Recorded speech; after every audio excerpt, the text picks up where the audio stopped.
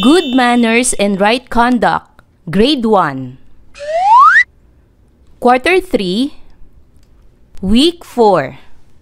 Ang paksa ng ating aralin sa araw na ito ay mga tagubili ng pamilya sa wastong pakikihalubilo sa kapwa. Day 1 hanggang Day 2, matatag curriculum. Hello kids, it's me, Teacher Frel. Don't forget to subscribe, like, and share, and hit the notification bell for the latest video. Sa araw na ito ay pag-aaralan natin sa asignaturang GMRC ang mga tagubili ng pamilya sa wastong pakikihalubilo sa kapwa. Day 1. Mga layunin. Nakakikilala ng mga gawain na tumutugon sa pangangailangan ng kapwa. Magandang araw mga bata! Ako ay nagagalak sa ating panibagong aralin. Bago natin simulan ang ating aralin, tayo ay umawit sa tono ng Kung Ikaw Ay Masaya. Handa na ba kayo? Kung ika'y mapagbigay, tumawa ka, ha ha ha. Kung ika'y mapagbigay, tumawa ka, ha ha ha. Kung ika'y mapagbigay, palakpak mo'y ipakita. Kung ika'y mapagbigay, tumawa ka, ha ha ha. Kung ika'y mapagbigay, tumawa ka, ha ha ha. Kung ika'y mapagbigay, tumawa ka, ha ha ha. Kung ika'y mapagbigay, palakpak mo'y ipakita. Kung ika'y mapagbigay, tumawa ka, ha ha ha. Masdan ang larawang ito. Anong masasabi ninyo sa larawan? Ipinapakita sa larawan ang pagtugon ng isang bata sa pangangailangan ng isang matandang nahulog sa silya. Sa araw na ito, inaasahan na ikaw ay makakikilala ng mga gawain na tumutugon sa pangangailangan ng kapwa. Basahin ang pangungusap. Nakakikilala ako ng mga gawain na tumutugon sa pangangailangan ng kapwa. Basahin niyo nga muli mga bata. Sa ating binasa, alam ba ninyo ang ibig sabihin ng mga salitang tumutugon at pangangailangan? Tumutugon. Ang salitang ito ay sumasagot sa pamamagitan ng aksyon. Pangangailangan. Ito ay anumang bagay na ninanais makamtan ng isang tao para sa sariling kasiyahan. Ano-ano ang alam mong mga gawain na tumutugon sa pangangailangan ng iyong kapwa? Masdan ang larawang ito. Ano ang ginagawa ng bata? Bakit kaya niya ito ginawa? Ipinapakita sa larawan ang pagtugon ng isang bata sa pangangailangan ng isang matandang nagugutom. Nasubukan mo na ba ang ganitong gawain? Ano naman ang ginagawa ng batang ito? Bakit kaya niya ito ginawa? Ipinapakita sa larawan ang pagtugon ng isang bata sa pangangailangan ng isang batang nadapa. Ano naman ang ginagawa ng bata sa larawan? Bakit kaya niya ito ginawa? Ipinapakita sa larawan ang pagtugon ng isang bata sa pangangailangan ng isang matandang hirap sa pagbitbit ng kanyang daladala. Nasubukan mo na bang tumulong sa ibang tao? Bakit kailangan nating tumugon sa pangangailangan ng iba? Ating balikan ang kahulugan ng salitang mapagbigay. Mapagbigay. Ito ay kusang loob na pagbabahagi ng anumang mayroon ng isa sa iba na walang hinihiling na kapalit. Ngayon naman ay basahin natin ang isang maikling talata. Isang araw, habang naglalaro si Carlos sa parke, ay nakita niyang nahulog ang isang bata sa slide. Dali-dali siyang tumakbo at tinulungan niya itong tumayo. Pagkatayo nito ay nginitian siya at nagpasalamat sa kanya ang bata. Ayon sa nabasa nating maikling talata, ano ang ginawa ni Carlo bilang pagtugon sa pangangailangan ng bata? Tinulungan ni Carlo ang bata na tumayo matapos itong mahulog sa slide. Ipinakita niya ang pagtulong at pag-aalala sa bata na nangangailangan ng tulong. Ngayon ay gawin natin ang gawaing ito. Tingnan ang mga larawan. Ito ang larawan A, larawan B, at larawan C.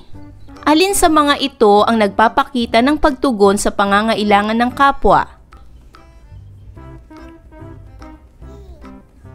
Tama! Ang mga larawan na nagpapakita ng pagtugon sa pangangailangan ng kapwa ay ang larawan A at larawan B. Sa larawan A, makikita ang pagtulong ng batang babae sa paglilinis ng batang lalaki sa pamamagitan ng pagdala niya ng basurahan palapit sa batang lalaki na nagwawalis upang hindi na siyang mahirapan pang itapon ang kanyang winawalis.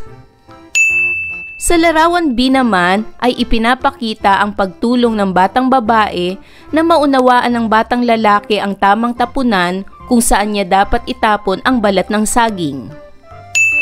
Samantalang sa larawan C naman, ang batang nag-iigib ng tubig ay tumutugon sa sariling pangangailangan at hindi ng kapwa. Mahalagang makilala natin ang mga gawain na tumutugon sa pangangailangan ng kapwa. Kapag ito ay nakilala natin, tayo ay mas maraming kapwa na matutulungan. Para naman sa gawaing ito, makinig ng mabuti sa babasahing mga pangungusap ng guro. Sabihin kung ano ang gawain na tumutugon sa pangangailangan ng kapwa. Basahin natin ang unang pangungusap. Nahihirapan ang isang bata na magbasa ng kanyang aklat. Dumating ang isang nakatatandang bata at tinulungan nitong magbasa ang bata. Ano ang gawain na tumutugon sa pangangailangan ng bata? Tama! Ang gawain na tumutugon sa pangangailangan ng bata ay ang pagtulong sa bata na magbasa. Sa pamamagitan ng nakatatandang bata, tinulungan niya ang isang bata na magbasa. Basahin naman natin ang pangalawang pangungusap. Nagbibigay ng tubig ang mga bata at matanda sa mga nabaha sa komunidad.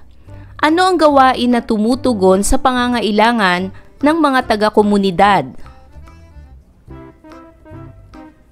Tama! Ang gawain na tumutugon sa pangangailangan ng mga taga-komunidad ay ang pagbibigay ng malinis na tubig sa mga binaha. At basahin naman natin ang panghuling pangungusap.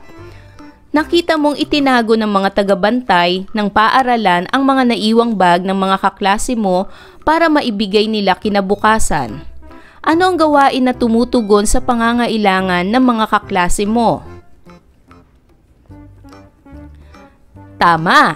Ang mga gawain na tumutugon sa pangangailangan ng kanyang mga kaklase ay ang pag-iingat at pagbalik ng mga naiwang bag ng kanyang mga kaklase.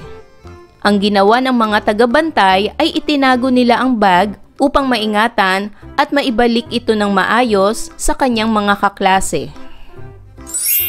Para naman sa gawaing ito, tignan ang mga larawan. Isulat sa iyong kwaderno ang letra ng larawan na nagpapakita ng gawain na tumutugon sa pangangailangan ng kapwa. Alin ang mga larawang nagpapakita ng gawain na tumutugon sa pangangailangan ng kapwa? Magaling! Ang mga larawang ito ay ang larawan A, ipinapakita sa larawan ang pagtugon niya sa pangangailangan ng kanyang kaklaseng nagugutom sa pamamagitan ng pagbibigay nito ng pagkain. Ang isa pang larawan na nagpapakita ng pagtugon sa pangangailangan ng kapwa ay ang larawan C. Ipinapakita sa larawan ang gawain na tumutugon sa pangangailangan ng kanyang kapatid na nagtitiklop sa pamamagitan ng pagtulong niya sa pagtitiklop nito ng kumot. Ang sumunod naman na larawan na nagpapakita ng gawain na tumutugon sa pangangailangan ng kapwa ay ang larawan E.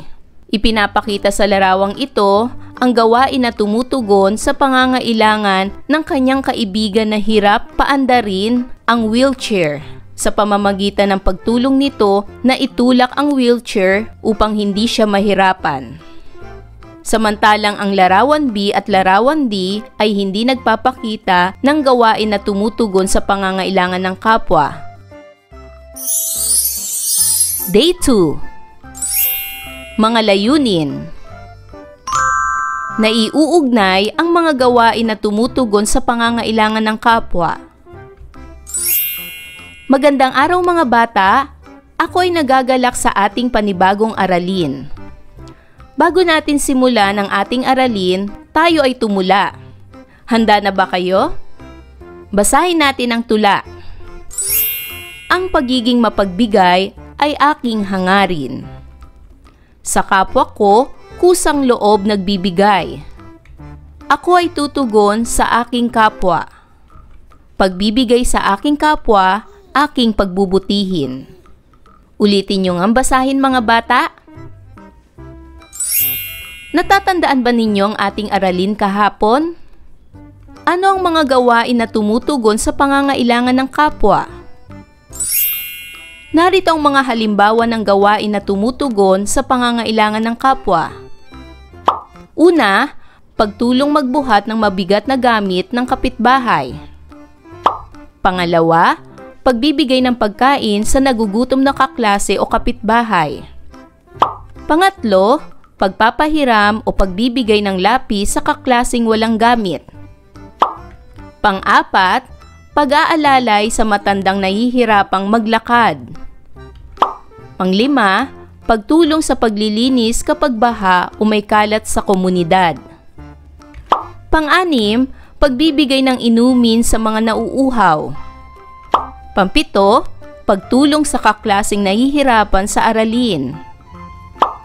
Pang-walo, pagbabantay sa kapatid habang abala ang magulang. Pang-siyam, pagbibigay ng damit sa mga taong nasunugan. At pang-sampu, paghingi ng tulong kapag may nasaktan o may aksidente. Ilan lamang ito sa mga halimbawa ng gawain na tumutugon sa pangangailangan ng kapwa. Masdan muli ang larawang ito. Ano ang ginagawa ng bata sa larawan? Kung ikaw ang bata sa larawan, ano ang dapat mong gawin? Sa araw na ito, inaasahan na inyong maiuugnay ang mga gawain na tumutugon sa pangangailangan ng kapwa. Muli nating balikan ang larawang ito. Ipinapakita sa larawan ang pagtugon ng isang bata sa pangangailangan ng isang batang nadapa. Balikan rin natin ang larawang ito. Ipinapakita sa larawan ang pagtugon ng isang bata sa pangangailangan ng isang matandang nagugutom. Ipinapakita naman sa larawang ito ang pagtugon ng isang bata sa pangangailangan ng isang matandang hirap sa pagbitbit ng kanyang dala-dala. Ating basahin ang sumusunod na pangungusap. Ang pagbabahagi ng pagkain ay isang mabuting gawain ko bilang bata. Basahin niyo muli mga bata. Basahin naman ang sumunod na pangungusap. Ang pagtulong sa kapwa mag-aaral sa kanilang aralin ay bahagi ng mabuting gawain ko bilang bata. Basahin niyong muli mga bata. At basahin naman ang panghuling pangungusap. Ang pag-aalaga sa mga hayop ay bahagi ng mabuting gawain ko bilang bata. Basahin niyong muli ito mga bata. Nagawa na ba ninyo ang mga gawain sa mga pangungusap? Ang pagtugon sa pangangailangan ng kapwa ay bahagi ng mabuting gawain ng lahat ng batang katulad ninyo. Humanda sa ating susunod na gagawin. Ito ay ating tatawagin na mapagbigay kong kamay. Narito ang mga paraan sa paggawa ng ating gawain.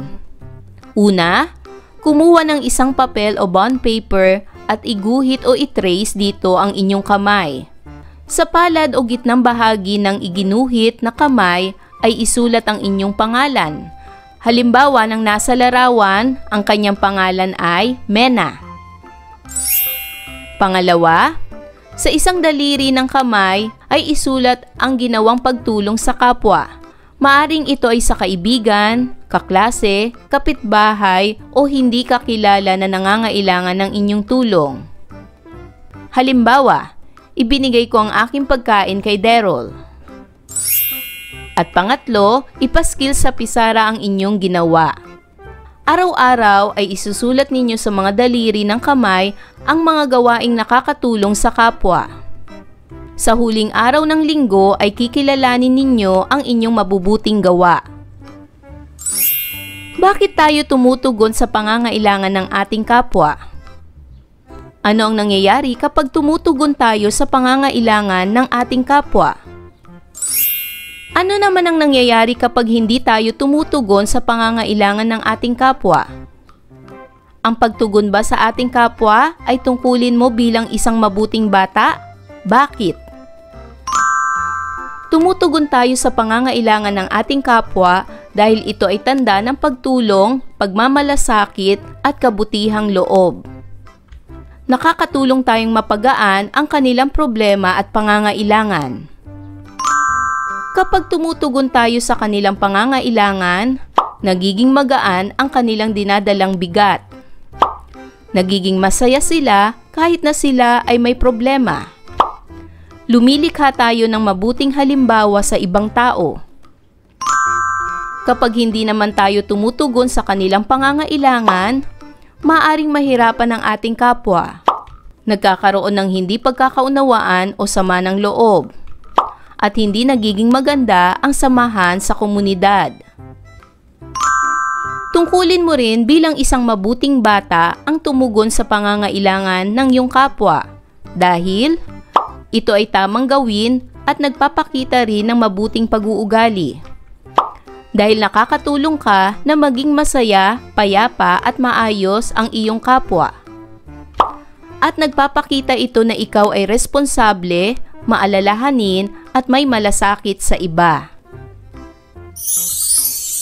Ang kusang loob na pagbabahagi sa iba ng anumang mayroon ng sarili na walang hinihiling na kapalit ay isang mabuting gawi. Ang pagkilos o paggawa ng isang bagay na may sariling kagustuhan o hindi sa pilitan ay isang mabuting gawi. Ngayon ay gawin natin ang gawaing ito. Kumpletuhin ang mga pangungusap. Isulat ang iyong sagot sa sagutang papel. Unang bilang. Ang patlang ng pagkain ay bahagi ng mabuting gawain ko bilang bata. Ano ang tamang salita para sa pangungusap na ito? Magaling. Ang tamang salita ay pagbabahagi. Ang pagbabahagi ng pagkain ay bahagi ng mabuting gawain ko bilang bata. Pangalawang bilang. Ang patlang sa kapwa mag-aaral sa kanilang aralin ay bahagi ng mabuting gawain ko bilang bata. Ano ang tamang salita para sa pangungusap na ito? Magaling. Ang tamang salita para sa pangungusap na ito ay pagtulong. Ang pagtulong sa kapwa mag-aaral sa kanilang aralin ay bahagi ng mabuting gawain ko bilang bata. Pangatlo, ang patlang sa mga hayop ay bahagi ng mabuting gawain ko bilang bata. Ano ang tamang salita para sa pangungusap na ito? Magaling! Ang tamang salita ay pag-aalaga. Ang pag-aalaga sa mga hayop ay bahagi ng mabuting gawain ko bilang bata.